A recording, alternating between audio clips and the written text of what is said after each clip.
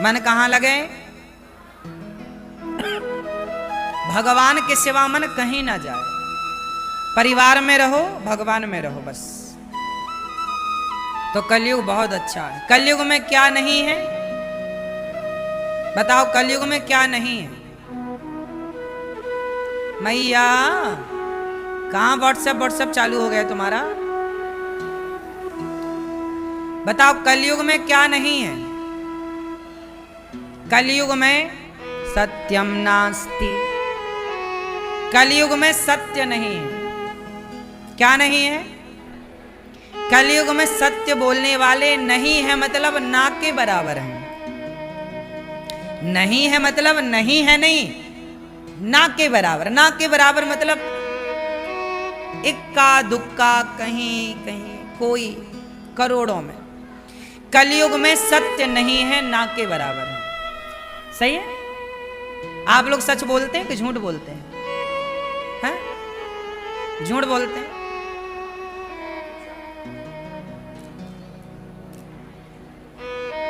इसलिए कोशिश करो कि जमाना भले झूठ बोले, हम ना बोले, बचो। क्योंकि सबसे बड़ा पाप झूठ ही है। नहीं असत्य समपातक पुंजा। असत्य से बड़ा कोई पाप नहीं और सत्य से बड़ा कोई पुण्य नहीं। सत्य बराबर तप नहीं, झूठ बराबर पाप। जाके हृदय साच है, प्रभुता के हृदय आप।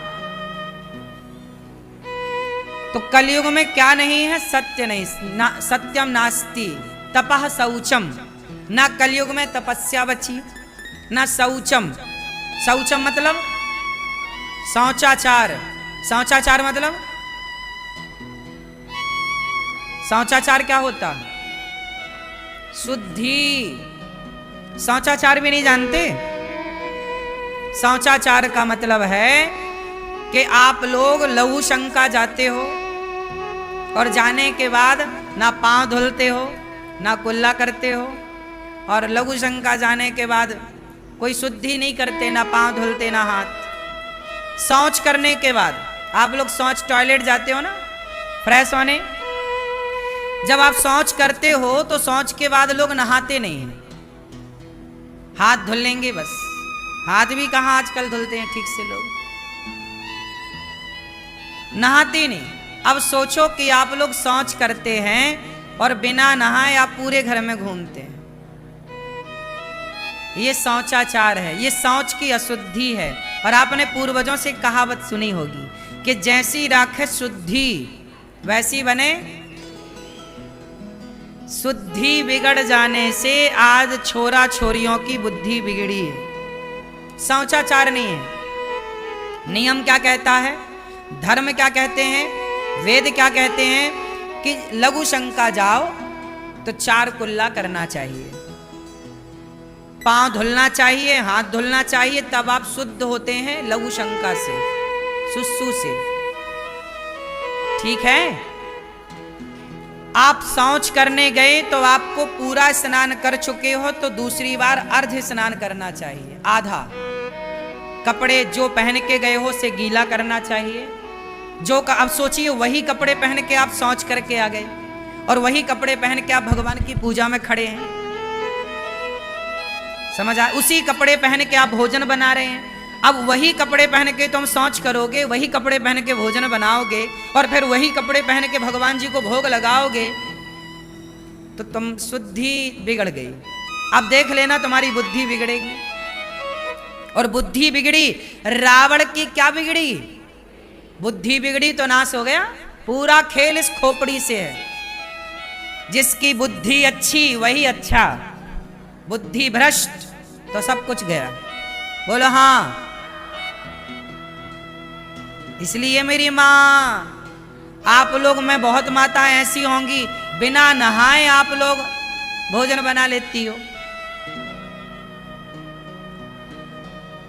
नहा के मैया फिर शौच करने जाती है और फिर नहा के शौच करने जाएगी और फिर बिना नहाए फिर आके खा लेगी, पता नहीं कब नहाएगी। एक आदमी बोला हमारी पत्नी तो, एक सज्जन बोले 4-4 दिन नहाती नहीं है।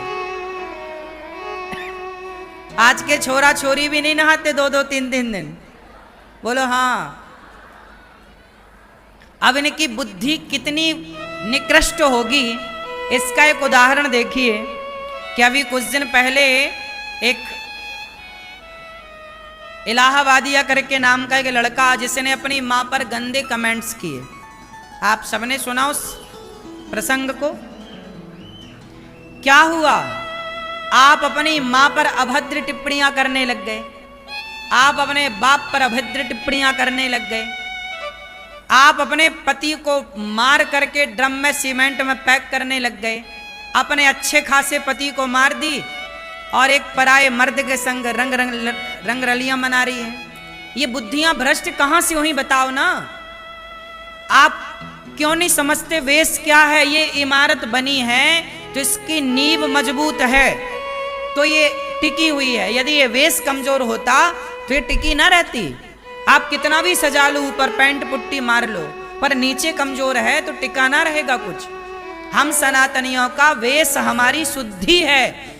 आप कितनों को ये बात पता है कि हमारे बाप दादे कह गए हैं कि जैसी राखे शुद्धि वैसी बने?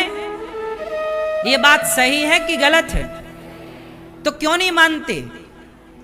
सही है तो मानो, वरना नुकसान अनिरुद्धाचार्य का ना होगा, तुम्हारा होगा। अपने पति की छाती में खंजर मारने वाली स्त्री कैसी रही होगी? भोजन में नींद की गोलियां मिलाने वाली, सुला करके उसका मर्डर कर देने वाली, सीमेंट भर देने वाली पत्नी कैसी रही होगी? बताओ जरा, इससे क्या सिद्ध होता है? सोचिए, एक पति जो अपनी पत्नी में समर्पित है, आप बताइए, हम आपके घर आए भोजन करने और आप हमें नींद की गोलियां मिला के सुला दें और हमें मार डालें, इसमें हमारा क्या कसूर है? उस लड़के का क्या कसूर था? वो तो पत्नी के हाथ का ना भोजन कर रहा था। उसे क्या पता था कि इस भोजन में जहर है, नींद की गोलियां हैं? उसे क्या पता था कि हमें सुला के हमारी छाती पे खंजर मार दिया जाएगा? मैं सवाल उस लड़की से नहीं, सवाल मैं ये करता हूं कि उस लड़की की आखिर ऐसी बुद्धि हुई क्यों? मैं उस वेश पे जाता हूं, मूल पर, कि समाज की आज ऐसी बुद्धि क्यों हो रही है। आज वो लड़की है, कोई और लड़की है, कोई और लड़का है, लड़का भी परेशान करता है, वो भी मार डालता है कई बार स्त्री को। क्यों? सवाल ये है कि आदमी, हम सनातनी हैं, हम लोग ना चूहा को भी नहीं मारते, मच्छर को मारना पाप समझते हैं सनातनी लोग। गाय को रोटी निकालते हैं, कुत्ते को रोटी निकालते हैं। बोलो हाँ, हम चींटियों को आटा डालते हैं। सोचिए, जिस सनातन में चींटी का भी हम सम्मान करें आटा डालकर, हम मच्छर मारने को पाप समझें, उस देश में वो सनातनी यदि पति को मार डाले, पत्नी को मार डाले, तो बताइए। मैं सवाल करता हूं कि ये बुद्धि आई कहां से, बनी क्यों? कहीं ना कहीं जब आप सत्संग से हट जाते हैं, आप जब चरित्रहीन हो जाते हैं। वो लड़की क्या थी? चरित्रहीन हो गई ना, गैर मर्द के साथ घूम रही है, अपने पति को हटा दिया सा रास्ते से। ये गैर मर्द के साथ, अच्छा बताओ, सीता मैया रावण के साथ चली गई, चुरा के ले गया। रावण ने इतना लोभ दिया, रावण तो सोने की लंका का मालिक था कि नहीं? क्या बोलता रावण? सीता तुम मेरी पत्नी बन जाओ, मंदोदरी तुम्हारे पांव दबाएगी। मंदोदरी रानी है लंका की, वो पांव दबाएगी। सोने की लंका थी रावण की। ऐसे आजकल की कुछ स्त्रियां तो रावण को देख लें तो कहें हमें ले चल चुरा के, हम तैयार हैं। आज तो खुद लोग भाग के उसके विमान में चढ़ जाएं।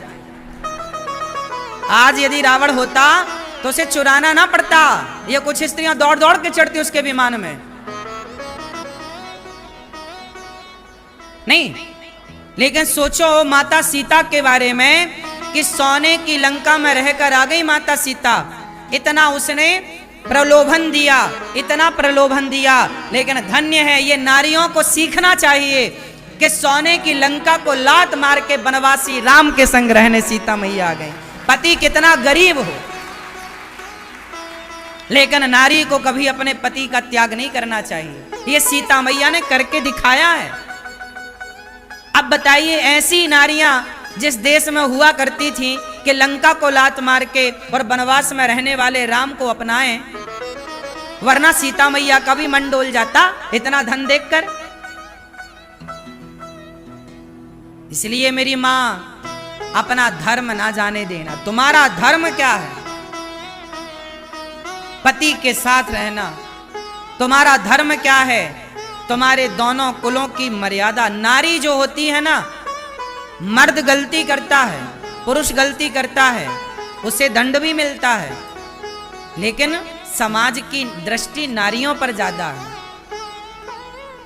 क्योंकि तुम्हारे ऊपर दो कुलों की जिम्मेदारी है या नहीं?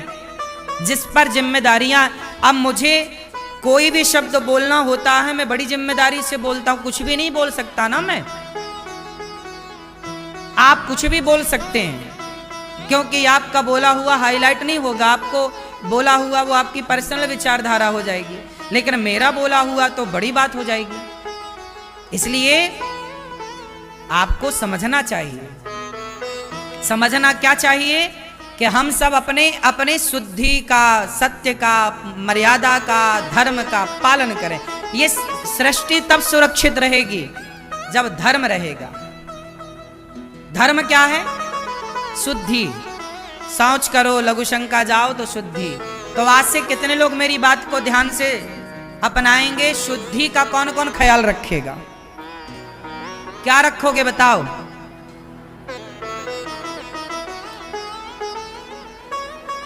बोलो मेरी मां।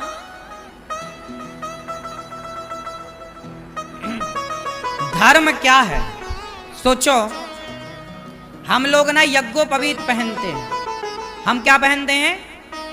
जनेऊ। जनेऊ सुना? जनेऊ, यज्ञोपवीत जानते हो? हम लोग यज्ञोपवीत पहनते हैं। हम लोगों को कितनी भी जोर की सुसु आए, जब तक कान में 3 बार लपेटे ना यज्ञोपवीत, तब तक लघु शंका नहीं करते। सोचिए, हम लोग लघु शंका भी करते हैं तो एक धर्म के यज्ञोपवीत में बंध करके लघु शंका करते हैं। मतलब हम लोग लघु शंका भी कर रहे हैं तो धर्म के बंधन में बंध के कर रहे हैं। बोलो हाँ। बैठ के करते हैं, खड़े होके बैलों की तरह नहीं।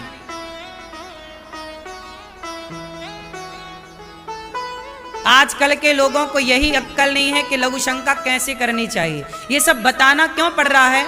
क्योंकि चीजें नष्ट हो गई, क्योंकि लोगों को ज्ञान नहीं है। पहले का मर्द, तुम्हारे दादा परदादा, नाना परनाना जो थे, वो धोती पहनते थे। बताओ, पहले का पुरुष भी खड़े होके लघु शंका करता था कि बैठ के? बोलो क्यों? क्योंकि बैठना मर्यादा है। लघु शंका करना भी एक मर्यादा है, नहीं है? अब आप ना माने आज की आधुनिकता में, तो हम क्या करें? लघु शंका खड़े होके नहीं करनी चाहिए। खड़े होके बैल जानवर करते हैं। मनुष्य हो ना? क्या हो आप लोग? क्या हो आप लोग? हाँ, तो मनुष्य कब बनोगे? जब मनुष्य का आचरण अपनाओगे। इसलिए आचरण, पहला आचरण है शुद्धि। अपने को सदा शुद्ध रखो, बाहर से भी और भीतर से भी। बाहर भी आप शुद्ध हैं। जैसे कुछ खाए तो बिस्तर में बैठ के लोग खाते हैं, बिस्तर पर नहीं खाना चाहिए। कुछ भी खाओ तो आचमन करना चाहिए, मतलब थोड़ा पानी पीना चाहिए, शुद्धि होती है। अब आप लोग क्या करते हैं? खाए बिना पानी पिए घूम रहे हैं। इससे क्या होगा? नेगेटिविटी। इस संसार में 2 चीजें हैं, पॉजिटिविटी और, जैसे लोग कहते हैं ना प्रेत आत्मा, भूत, पिशाच, ये सब क्या है? ये कुछ दिखता नहीं है, ये नेगेटिविटी है, नेगेटिव थॉट है। प्रेत क्या है? प्रेत नाम की चीज क्या है? भूत नाम की चीज क्या है? भूत प्रेत कोई ऐसा नहीं कि कोई ऐसे आ रहा है, नहीं। भूत का मतलब है नेगेटिविटी। उदाहरण से समझो, क्या लिखा है हनुमान चालीसा में?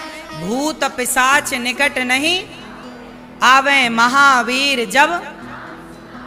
तो आप बताओ, ये भूत प्रेत, ये भूत पिशाच निकट नहीं आवे, ये भूत पिशाच है क्या? क्या है ये? सुनो, ये भूत पिशाच क्या है, इसे बड़े ध्यान से सुनो। ये भूत पिशाच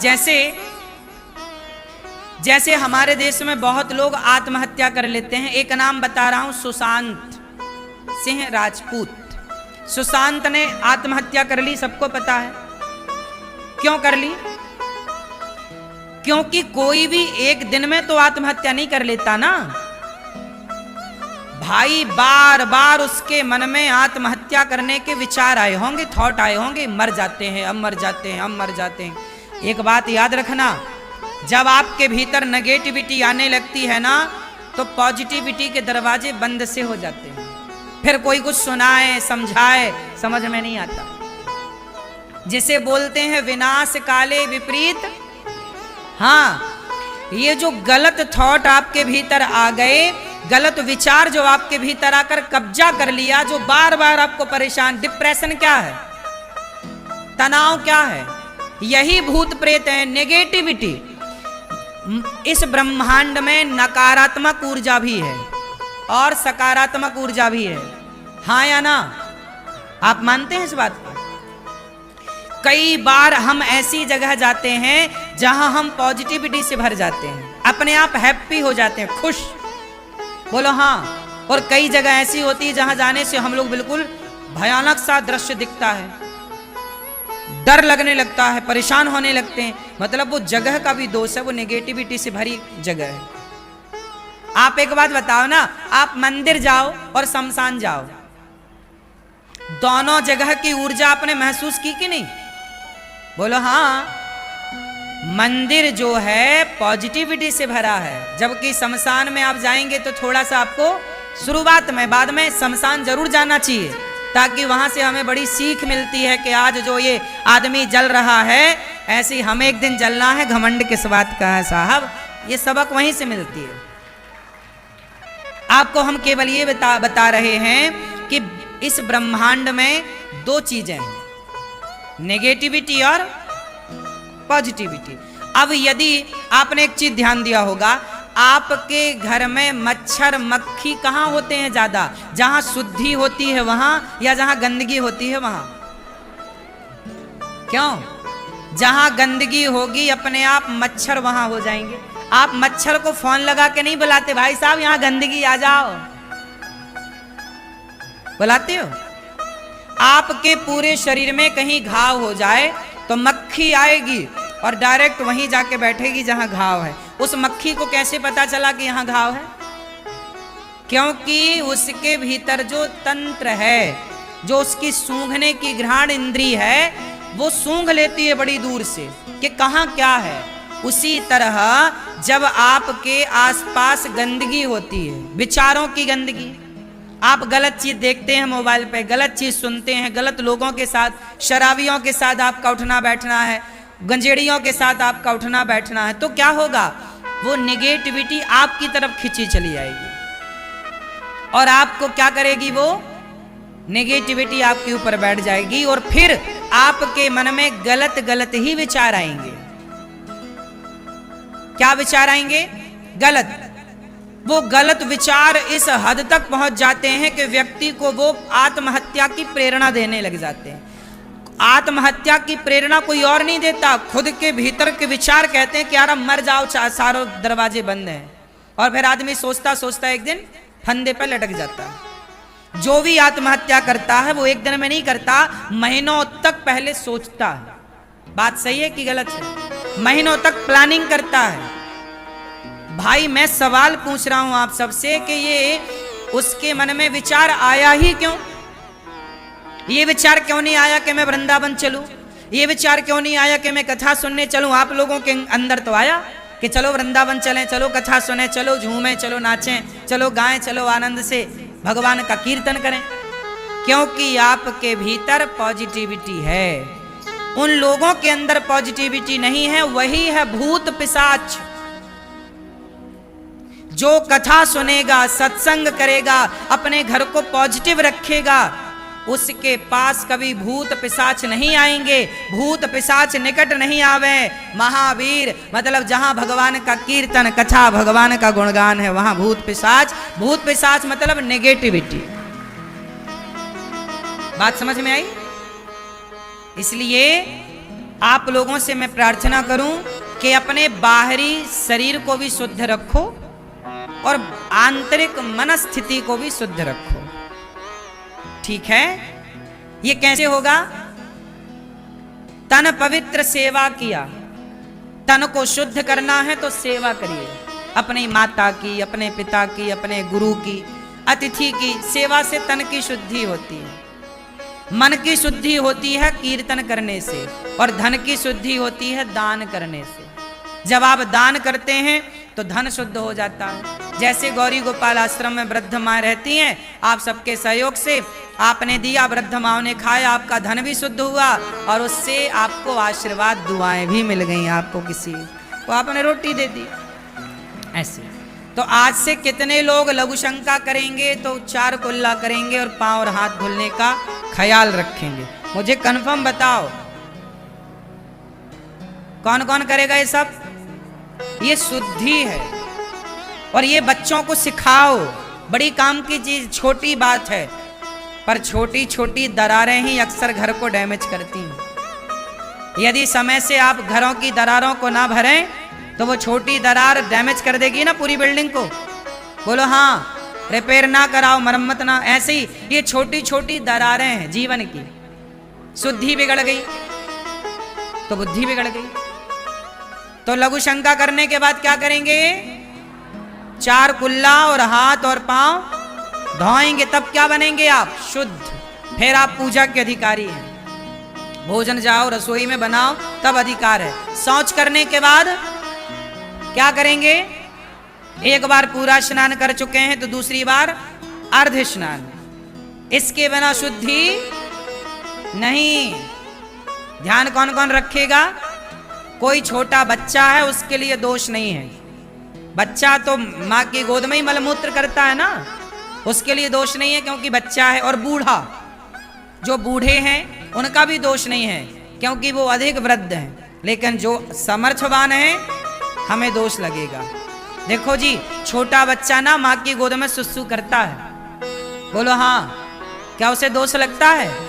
लेकिन 25 साल का बेटा जाए और माँ की गोद में सुसु करे आए तो दोष होगा कि नहीं? फिर तो समर्थ और असमर्थ, जब आप असमर्थ हैं तो आपका हर दोष अपराध माफ है, पर समर्थ हैं तो आपको पाप से, दोषों से बचना चाहिए। बात समझ में किस किस को आ गई? तो सत्यम नास्ति तपः शौचम दया दानम न विद्यते। इस कली काल में क्या नहीं है? शुद्धि नहीं बची, दया नहीं बची। क्या है? केवल भगवान का गुणगान है। जो कथा सुनते हैं, जो दान करते हैं, उन्हीं के पास धर्म है। इसलिए हम कहते हैं कि आप लोग भी ज्यादा से ज्यादा सत्संग किया करो। कलयुग है ना, सत्संग करने से ही सांवरे से मिलने का, सत्संग ही बहाना है। चलो सत्संग में चले, हमें हरि गुण गाना है। सांवरे से मिलने का।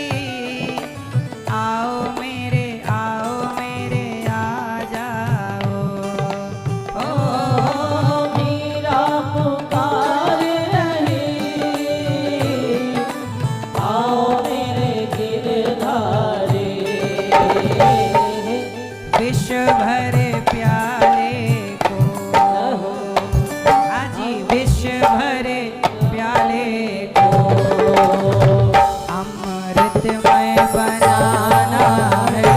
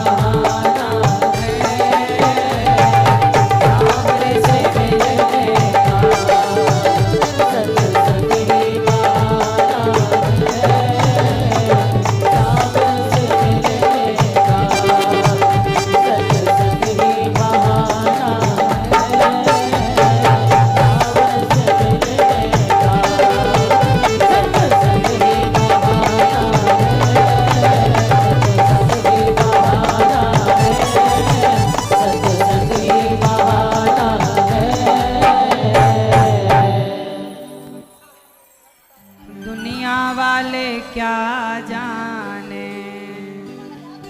ये दुनिया वाले क्या जाने, मेरा रिश्ता पुराना है, सांवरे से मिलने का। भक्ति महारानी उदास थी। नारद जी ने कहा, देवी क्या हुआ? बोले, महाराज कली काल में हम बड़े परेशान हैं, हमारे कल्याण का साधन बताओ। तब नारद जी ने वेद पुराण सुनाए, पर ज्ञान वैराग्य का दुख दूर नहीं हुआ। तब सनकादियों ने कहा, भागवत सुनवाओ। हरिद्वार की पावन धरती पर भक्ति महारानी को लेकर जब नारद जी वहाँ बैठे, सनकादियों ने भागवत सुनाई तो भक्ति महारानी प्रकट हो गई। भक्ति सुतौ तौ तरुणौ गृहीत्वा प्रेमैक रूपा सहसा विराशित, श्री कृष्ण गोविंद हरे मुरारी नाथेति नामानि मुहुर्वदन्ति। भक्ति महारानी प्रकट हो गई और कहा कि भागवत सुन के हमारा उद्धार हो गया। सोचिए, भक्ति ज्ञान वैराग्य भी जब भागवत सुनती हैं तो उनका भी उद्धार हो जाता है। किससे? भागवत से। नारद जी ने एक सवाल किया कि महाराज, कोई पापी व्यक्ति भागवत सुन के उद्धार हो सकता है क्या? पुण्यात्मा हो जाएगा, ठीक है, कि पापी भी होगा? हाँ। ये मानवः पाप कृतस्तु सर्वदा सदा दुराचार रता विमार्गिगाः, क्रोधाग्नि दग्धः कुटिलाश्च कामिनः सप्ताह यज्ञेन कलौ पुनन्ति। कितना भी बड़ा पापी क्यों ना हो, मैया मैया तुप्पई टाप रहो मेरी माँ, मैया। ओ पंचायती मैया, हो गई पंचायत? सुन लो मेरी माँ। अच्छा एक बात बताओ, कोई पापी व्यक्ति भागवत सुने तो उद्धार होगा? ये सवाल नारद जी ने किया सनकादियों से। बोले हाँ। एक गांव था उत्तमपुर, भागवत जी की कथा है। उस गांव में एक पंडित जी रहते थे, आत्मदेव उनका नाम था। आत्मदेवः पुरे तस्मिन् सर्ववेद विशारदा, बड़े ज्ञानी पंडित जी। आत्मदेव जी के पास सब कुछ था, पत्नी थी, पैसा था, परिवार था। एक कमी थी, बस पुत्र नहीं था। पुत्र मिल जाता तो सब कुछ आ जाता। जीवन में कुछ कमी, कुछ ना कुछ कमियां तो बनी ही रहती हैं। सब कुछ होने के बाद भी कुछ कमी है। आत्मदेव जी भगवान से बड़ी पूजा प्रार्थना किए, यज्ञ किए, जप किए, तप किए, साधन किया, नहीं हुआ। क्या हुआ? उनके पड़ोसियों ने ताने मारने शुरू कर दे, तुम्हारे बेटा नहीं है, बेटा नहीं है। आत्मदेव जी परेशान हो गए। अच्छा, आत्मदेव जी इससे परेशान नहीं हुए कि बेटा नहीं है, आत्मदेव जी इससे परेशान हो गए कि लोग ताना मारने लग गए, लोग गाली गलौच, मतलब उल्टा सीधा कहने लग गए, व्यंग करने लग गए। इसका मतलब ये हुआ कि हम अपने दुख से दुखी नहीं हैं। हम जब लोगों की बातें सुनते हैं तो हम ज्यादा दुखी हो जाते हैं। मैं एक बात आपको बताऊं बहुत जिम्मेदारी से मेरी माँ, आपने बच्चों को कितनी भी डिग्रियां दी हो, कितना भी पढ़ाया हो, लेकिन आप अपने बच्चों को थोड़ा बर्दाश्त करना भी सिखाना। क्या सिखाना? थोड़ा सह पाए, क्योंकि आजकल देखना भी रिजल्ट आने वाला है। जैसे रिजल्ट आता है, परिणाम आते हैं, कुछ बच्चे आत्महत्या कर लेते हैं, नंबर कम आए। माँ बाप का एक तो दबाव नहीं होना चाहिए इस तरह से, पहला। दूसरा, बच्चों को आप ना केवल पढ़ाओ मत, बच्चों को ये भी सिखाओ कि बेटा जरूरी नहीं है कि हम सदा कामयाब हों। आप लोग क्या सिखाते हो? बेटा कामयाब हो जाओ, ठीक है। ये बताओ, आपने कामयाबी का पाठ पढ़ाया और कल को बच्चे कामयाब ना हुए तो क्या करेंगे? वो परेशान हो जाएंगे, क्योंकि कामयाबी का मुंह तो बार बार देखा है, कामयाबी बार बार मिली, हर क्लास में फर्स्ट आता रहा, काम किया, सफल हो गया, पर एक बार यदि उसे सफलता नहीं मिली, असफलता मिली, तो कई लोग असफलता को देख करके आत्महत्या करने लग जाते हैं, परेशान हो जाते हैं, डिप्रेशन में चले जाते हैं। ये बात सही है कि गलत है? तो क्या आपकी जिम्मेदारी नहीं है कि आप बच्चों को असफल होने के बाद भी वो किस तरह पॉजिटिव रहें? क्या ये पाठ नहीं पढ़ाना चाहिए? सफलता असफलता तो प्रकृति का नियम है। आज मैं सफल हूं तो असफल भी हो सकता हूं, असफल हूं तो सफल भी हो सकता हूं, इसमें क्या है? आज मैं सफल और असफलता वैसी ही है जैसे दिन और रात है, एक दूसरे से जुड़े हुए। दिन रात जुड़े हैं ना, दिन है तो रात संभव है, होगी ही होगी, पक्का है।